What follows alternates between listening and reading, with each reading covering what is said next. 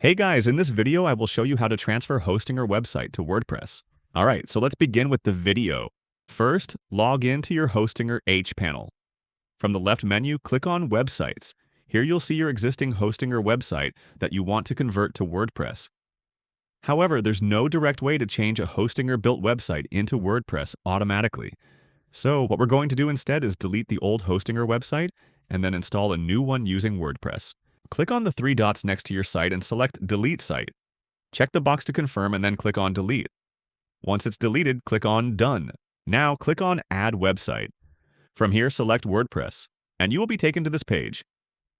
Here, enter your WordPress admin email and password, then click on Next. When asked for the type of website, choose Create Blank Site since we want a fresh installation. Next, select your domain name from the list and click on Install WordPress. The installation will begin automatically, and within a few moments, your WordPress website will be set up on your domain. Once it's installed, click on WP Admin to access your WordPress dashboard. And that's it. You are now inside the dashboard of your new WordPress website. So that is how you can transfer hosting or website to WordPress. So that's all for this video. Thanks.